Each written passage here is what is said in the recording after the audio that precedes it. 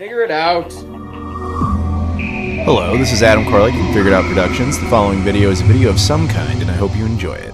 Hey guys, it's Adam here, and today we're going to be talking about this. This is the multi-part Switch game card reader by a company called Unitek, which we're going to talk all about. Before we do that though, if you guys could do me a favor, please like this video, comment down below, subscribe if you've never done that before, as well as check out all my social media stuff in the description. I got Twitter, Instagram, Facebook, Discord, Patreon. I've also got my travel channel, my Spreadshirt, all that sort of stuff. It's all in there. You can read all about it. Thank you very much for the support. Now, but let's go ahead and talk about this. Full disclosure, Unitek reached out to me and said, hey, like, we have this thing, we think you might find it kind of interesting. Are you? And I looked at it and I went, actually, yes, this is kind of the unrealized promise of a device I wanted since I was a child for the Sega Genesis. Now, what was the Sega Genesis device? This I think will frame it better. When I was a kid, I remember looking in magazines and seeing this box that could be attached to the side of the Sega Genesis, particularly the Model 1. And it was this weird idea where the box had like 6 cartridge slots, if I remember correctly, and then a little ribbon cable that hung off of the device, and then that ribbon cable had a cartridge that fit into the standard Sega Genesis cartridge slot. And then from there, you had these 6 cartridge slots. So you could take your 6 favorite games and just press this button and it would cycle between them. Now, I understand as an adult that that was really just intended for developers. I think a few arcade cabinets had access to it. I think occasionally like hotels would have it. But as a kid, at that day, you know, that age where I was just like, that was my childhood system. That was the one where I had to spend all my own money and everything to get 1 game a year type of deal. And I just had my handful of favorite games that I was constantly cycling between, whether it was like Sonic games, Streets of Rage, Ninja Turtles, so on and so forth. That would have been awesome to be able to have like this ultimate, at the time, Sega Genesis where I just have my favorite games. I just press one button and it cycles between games. Never got that, but that device essentially exists now for the Nintendo Switch. So let's go ahead and take a look at it. So again, huge shout out to Unitek for sending this my way. Again, and full disclosure, they sent this to me for free for the purposes of review. If you're interested in checking it out, there is a link in the description which you can go ahead and get it. So thank you to Unitek for making this possible. Now, inside this little baggie, we have a couple of random, well not random, we have a few items.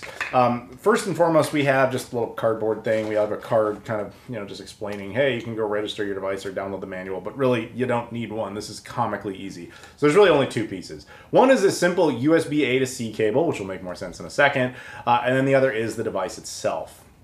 Now, this device is essentially what I just described to you for the Sega Genesis, but obviously for the Nintendo Switch.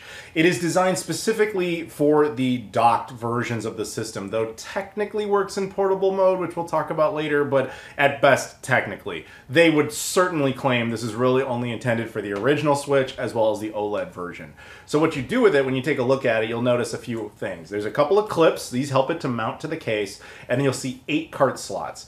This right here, if you ask me, is the only design flaw, because 4 of these cart slots are active, 4 of the cart slots are passive. The ones all labeled storage are basically just plastic holders that can hold 4 extra games, but they don't actually play or do anything, whereas the game slots, games 1, 2, 3, and 4, are active, meaning that's where you put games in that you can cycle between. If you ask me, this should have been all 8. I realize that would have made the device more expensive, but I also think that would have really, really increased the product value of this device rather than just 4. Because even as a kid, the Sega Genesis one had like 6, you know what I mean? So, and now that this thing has to make the case that it competes against digital content, which of course means you don't need this in the first place if you have digital titles. You really should have had 8, in my opinion. It has a USB-C port, obviously. That's for power. All you do is take this cable, plug it in here, and then plug it into the USB port on the Switch dock or some sort of other external USB port that you have laying around, whatever it is, to provide power. You're good to go. And then it has this ribbon, and at the end of the ribbon is a cart slot replica for the Nintendo Switch. This is essentially just an extension cable, like if you've ever seen one of those SD card like ribbon extender type of things. Same basic concept. So we're gonna go ahead and install it, which takes like 2 seconds. Boom, mounts on the back, plug it in right there, and then we take our USB-C cable, which, do we have power? I don't remember if I have it all powered up. Yes, I do. Okay, so the Switch should fire up here in a second. I think. I don't know. Oh, right. The Switch thing doesn't have power yet. Ha ha ha. That was the whole point. So we take this USB-C cable, plug it in there, and then plug it into the Switch itself. And that should be about it. Now, the little light will come on. So the device is obviously connected now. So I have my Pro controller here. which I've got all synced up, and we get into our main screen. Now, the 4 games I have here, which I have not put into the cart slot yet, are going to be Lego City Underground, Super Mario Odyssey, Sonic Mania, and Rayman Legends. I actually pre-tried all these in the Switch itself to make sure they had all the most recent firmware updates, but that's really all it is. So we're going to take our games here, and we'll just put Lego Underground into slot 1. Once I've done that, this device goes from a little white LED to a red LED, indicating that it does in fact detect a game. And of course, it's now mentioning that it does notice that it's there. Now, I'm just going to go ahead and put, I guess, Rayman Legends in 2, Sonic Mania in 3, and Super Mario Odyssey in 4. Okay, so it defaults to the most recent one that it last had connected. So it's currently set on cart slot 4. So I'm just going to go ahead and push the button, and it will cycle back to cart slot 1. So now at this point, you get how this works. You're sitting here on the menu, you've got your 4 carts installed. You're like, I don't really feel like playing Lego City Underground. Let me go ahead and push this, and it'll switch to the next one, which is Rayman Legends. Yeah, you know, that's not the one I'm looking for. Oh, Sonic Mania, that's a really good game. Maybe I'll play that. Actually, I changed my mind. I want to go ahead and play Super Mario Odyssey. There we go. But if you're like, oh wait, no, I want to go back, and there you go. It just cycles back around. As you can see, it just takes a second. From the Switch's perspective, all that's really happening is that you're really good at unplugging and plugging in carts. That's all it is. This thing is essentially just passing that through in a more convenient fashion for you. So this is where I think, again, 8 would have been really useful, because I think that that would have been a better system to cycle through. As a child in particular, I would have really appreciated it. So as an adult, the usage case is definitely mixed. It's mixed use. If you're one who has a bunch of digital content, you probably won't really need this. This is really more for the case of a person who has a handful of games they really like, or they like the convenience of being able to play regularly.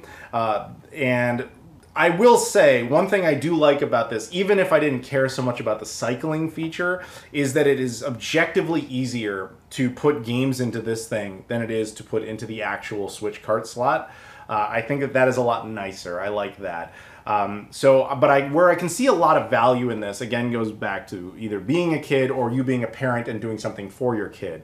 If you are a parent, focus here. Maybe little Billy, you got him a Switch, and you got him a bunch of games. He has a few that he really likes, but you're getting a little nervous about the idea that he's like taking these little tiny little carts out, possibly could lose them, whatever. If you get this, you can basically put those games in there, and all little Billy you have to teach him is press this button when you want to go to the next game that you like. And that's all he really has to do. I think that's a little bit of an easier educational thing, and you don't really risk him losing the carts.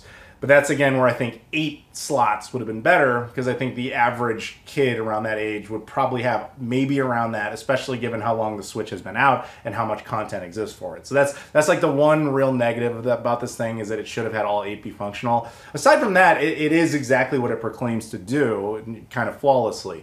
Something else to note about it, though, when you boot up a game in the Switch and you start playing it, you're always encouraged to digitally close the game before removing a cart. That has not changed. You don't just start a game in the Switch with this thing and be like, oh, I'm part of the way through Lego Adventures. I just saved my game. I'm going to go ahead and press this button now and switch over. No, don't do that. You risk corrupting data. You have to close out of the game and get back to this menu before it is recommended to push this button. Then it's safe to do so. Because otherwise, again, you risk corrupting data and harming your Switch. So don't do that. But that's really all there is to say about usage case, because it's very easy to use, and I think you know out there whether or not this thing would make sense in your setup. I will keep it as a permanent attachment to my Switch, because I like, even if I don't need to keep 4 games in there regularly to cycle through, although you could be that person who's like, look, I really only play these 4 games anyway, so maybe that's the ones I want. But you can also, of course, swap them with other games. Again, you'll find your own usage case. I will say that I just like being able to plug them into here. I think it's easier to actually physically get the games in and out than it is out of the actual cart slot. So that's actually the biggest use value to me. So I'm happy about that. But now I mentioned that the device is technically portable. So let's go over that. Yes, this thing can technically be used portably, but I do not recommend it. So let's go ahead and take a look at that. If I were to disconnect the Switch here, you can't see the screen really all that well, but you'll notice nothing, but due to the nature of how the Switch works, nothing has changed. It's still interpreting this thing correctly, so it does work portably. But you go, well, now I want to get away from the dock. What do I do? Well, you can physically disconnect it from the dock. That's fine. Oh, wait, there's that problem of power.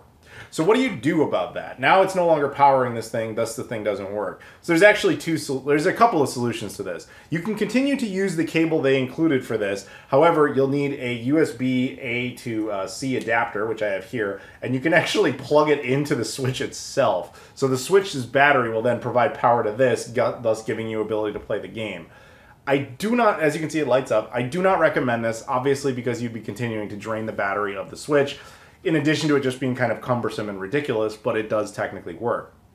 Alternatively, rather than needing an adapter in the cable they provided, you can use a USB C to C cable directly. Again, not recommended, but it does work. Also, if you had some sort of external power supply, whether it's plugging it in directly to a wall, that would work, but again, defeats the point of it being portable. Or if you have some sort of portable charger that has USB-C power on it, again, that would work. It's just cumbersome. So again, this is not Unitek's fault. At no point do they claim that this is designed for it to be portable. It's just a thing where it does technically work if you want to do that. I just don't recommend it. It is designed, of course, for it to function on the dock, and that's where it belongs. So there you go. That's pretty much it in a nutshell. I appreciate them kind of, you know, for me anyway, realizing that unfulfilled dream of that Sega Genesis attachment that I always kind of wanted. Here now for kids who would like to use it on the Switch, or adults, of course. But yeah, so thank you very much to Unitek. Again, there's a link in the description if you want to check it out. Thank you guys very much for watching. If you guys do me a favor again, please like this video, comment down below, subscribe if you've never done that before, as well as check all the social media stuff in the description: Twitter, Instagram, Facebook, Discord, Patreon, my travel channel, Spreadshirt, all that. Appreciate the support. Thank you so much for watching, and I'll see you all later.